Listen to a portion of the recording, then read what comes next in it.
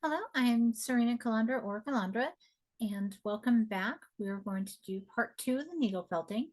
I do suggest watching the intro to needle felting, and that will go over the different supplies and also how to do flat felting. We are going to go over 3D felting and make a little mushroom today.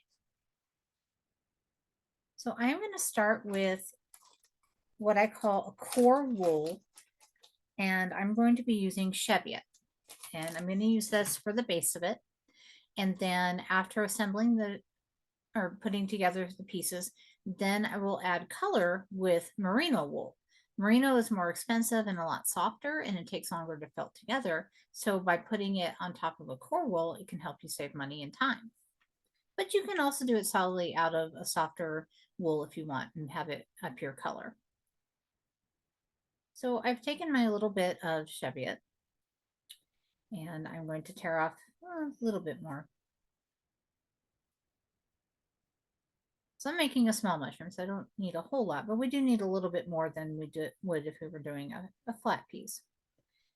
I like to move the fibers around a little bit so they're not all going the same direction. It makes a little bit of a cloud. Then I also wrap it a little bit because I'm going to be making a cylinder shape, at least to begin with. It'll transform a little bit from a cylinder, but cylinder is a good base to start with. And so I'm just going to start carefully poking it in different places and moving it periodically off of my pad so that it doesn't attach to it.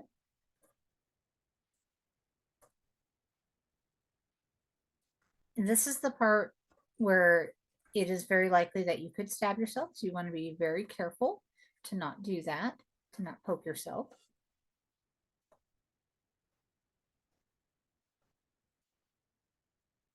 So I'm going to turn over to the other side, and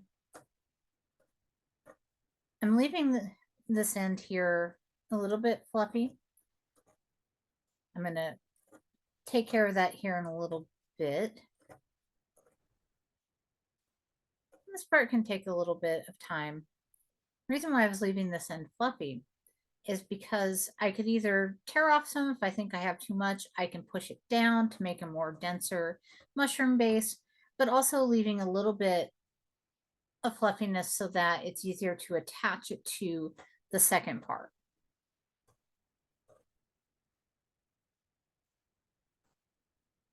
And so this is just the basic concept of just poking it around. Periodically, you do want to poke from the bottom or the top, depending on which way you want to look at it.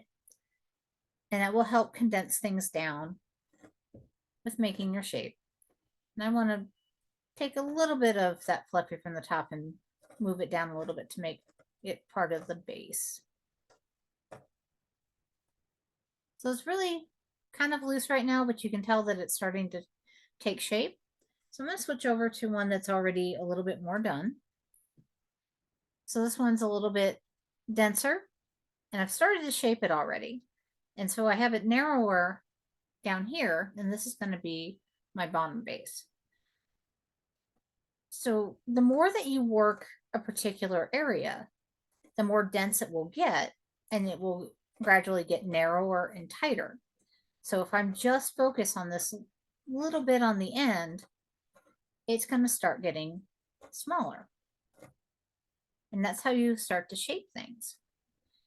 And I'm going to poke down from the top a little bit. So I want to work on that top part, being very careful not to hit my fingers. And that actually widened it up a little bit because I didn't want it completely narrow up there. But how tight you wrap things from the beginning and how much you work a particular area will affect its size and its shape and how dense it is. It's pretty squishy still that I can squish it flat. If you keep working at things, you can get it to be fairly stiff. Just depends on how much you want to do, how supportive you want it to be. I'm still leaving little fluffiness at the top to make it easier to attach the cap to the mushroom. So now I'm going to work on the bottom part, the base. So I want this to flare out just a little bit and be a little bit wider. So I have it rough and loose down here at the bottom, and I'm just going to set it down, and I'm going to poke just around the base a little bit. And see, as I do that, it will help shape things up.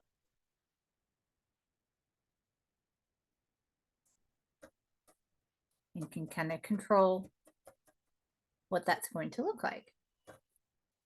I do want to go take care of my top part of this. I'm very carefully holding this.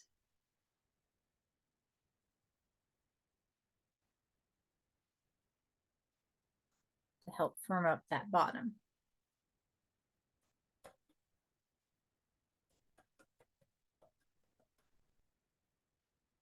I'm going to actually switch my needle.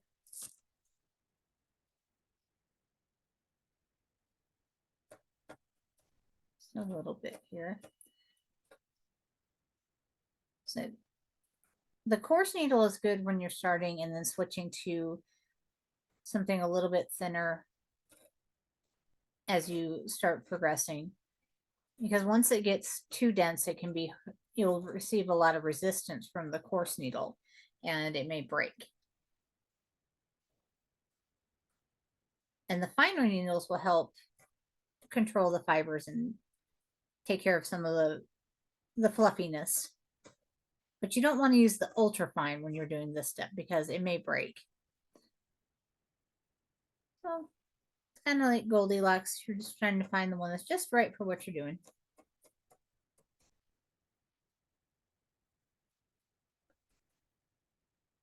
Now this has come together a lot more.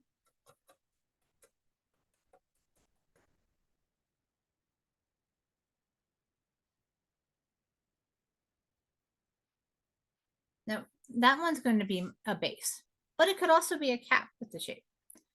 So fun thing with the mushrooms is you could use the same shape, make two of the same thing, and one's the bottom and one's the base. It would just be the difference of attaching the bottom here, or if this is your base, then you're attaching the top up here on the smaller part. Mushrooms, you can make all different shapes. Here I was making a little bit of a flatter cap.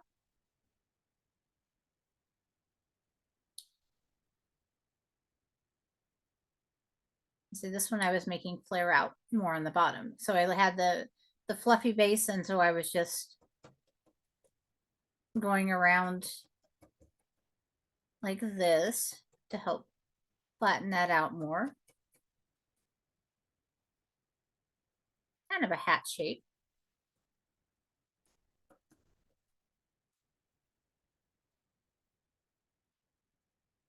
Now here's the part where we would want to add color if we're going to do that.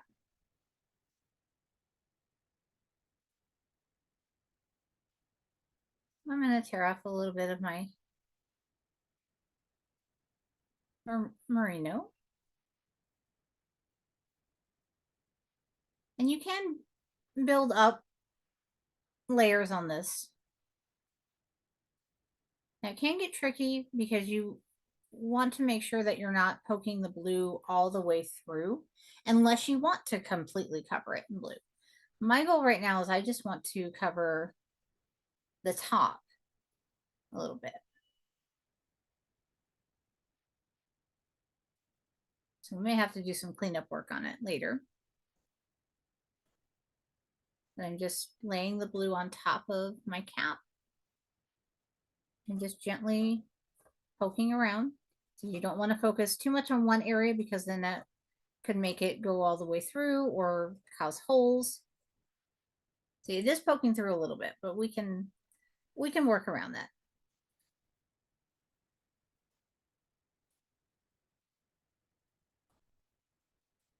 I'm just gently trying to poke around and get that covered to add that little pop of color.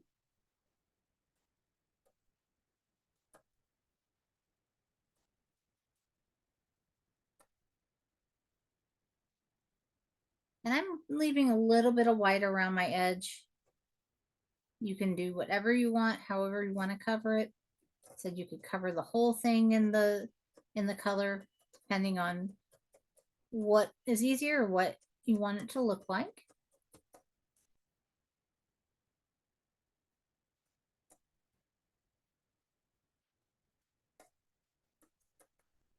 And just keep poking and poking at it. It's going together pretty fast here.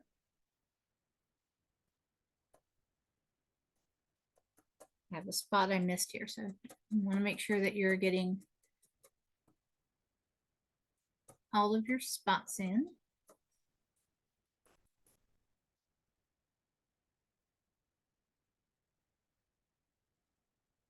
So where I just have some of the blue coming through, to me, that kind of makes it look like the gills, and I'm okay with that. You can always add just a tiny little bit of white on top of it to try to fix it, but then you have to make sure the white's not going all the way up through the blue. We're not going to worry about that yet, because we're going to attach this to a base, then work on the cleanup. Because once you attach to the base, some of that may not be as visible anymore.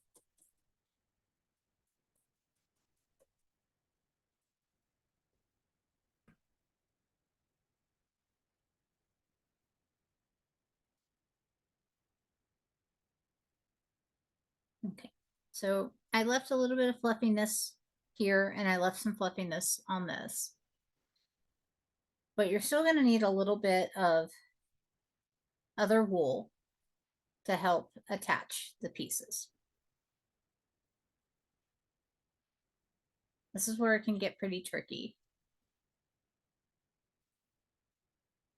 So I'm holding it right on top. I'm going to start poking a little bit without adding the extra wool. Take advantage of that little fluffiness.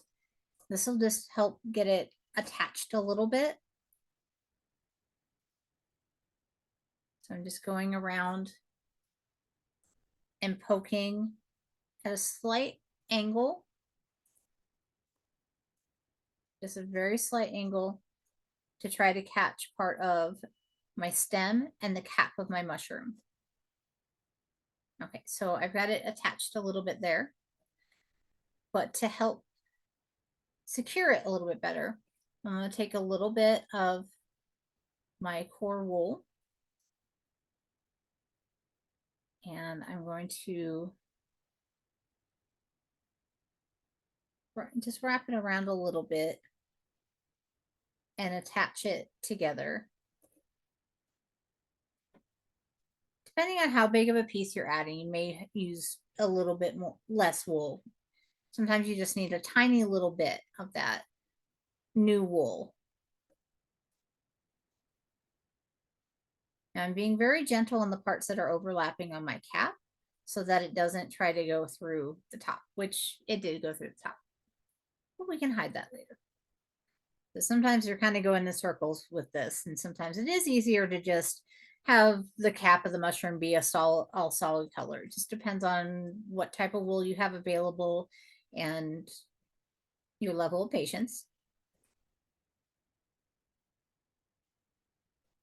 But adding this extra wool will help secure this a little bit. And also you can make that little kind of bump ruffle that you sometimes see with certain mushrooms.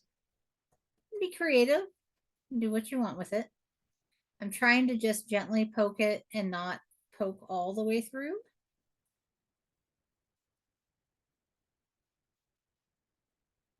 Just kind of works that around.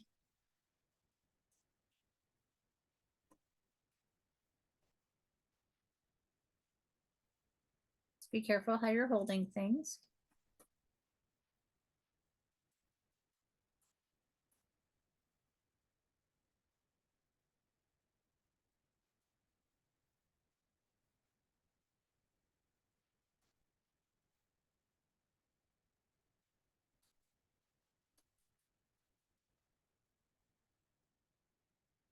So we have a mushroom here. So I've got the little spot there. Now, there's a couple different things that you could do. Since I just have a little bit of white, I can apply just this tiny little bit right here and be very gentle with the poking. So now that I've got the base under there,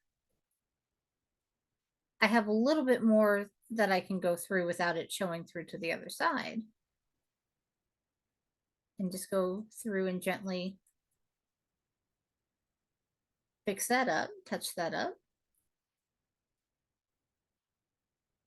You can also just have covered that with a spot. There are two ways that you can add the spots when doing your detail work. One is to do what we've been doing. You just take your little bit and just mix it up a little bit there and put it where you want. Now be careful that you don't poke it all the way through and it shows through on the other side. You just kind of use the needle to gently form your shape that you want and just kind of tracing it around a little bit, poking it in.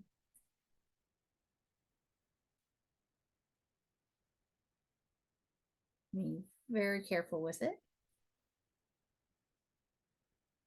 So I'm just using the needle to pick up these coarse spots. Just poke that down, just poke it around.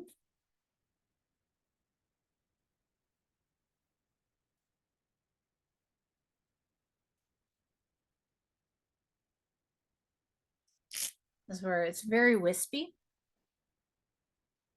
You see all the little hairs. So I'm going to take my finest gauge needle that I have, and I'm going to use that to clean things up a little bit. It's a very thin needle compared to the other ones, and you can just use that to clean up the fibers. Sometimes you'll still have some loose ones. You can always trim it or clean it up with a little bit of hot water. But you want to be careful with the colors. We have our little spot. Now, another way that you can add the detailer spot is you can preform it. So I can take a little bit of the wool and I'm just going to start poking it against my mat a little bit. Just poke around a little bit. It starts to form a little bit of a flat piece. You have to make sure to pull it up so it doesn't just go into your mat. And I'm holding on to a little bits of it to still be fluffy on the end so we have something to attach it. So I formed it a little bit and then I can attach that the same way that we did the base to the top. You can form it a little bit more.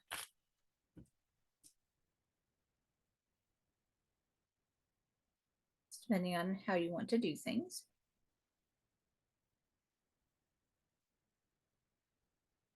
So this is good if you're making eyeballs to preform part of the eye and then add it onto things. Anything that you want to build up a little bit and have some texture. So this one's actually going to be is raised up a little bit because I had already formed that partial ball. So it gives a slightly different look, but it's raised up a little bit.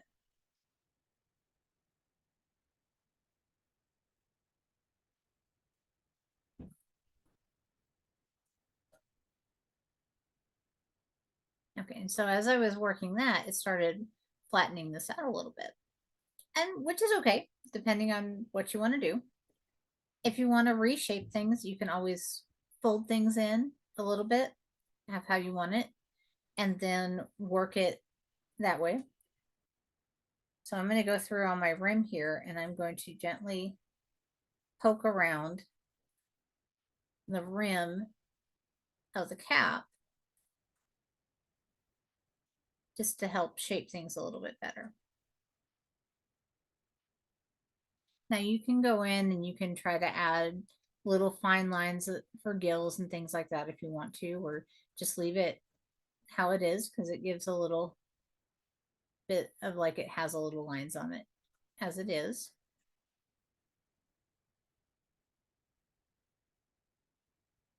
there is my little mushroom. You can add more spots, shape it however you want. You have a lot of freedom with how you want to do the caps. This one's more rounded and this one is a little triangular. But that's the basics for getting started. Started with a mushroom. It's a simple thing to start off with for joining pieces together. But you use the same concept to make larger things like a dragon or different sculptures.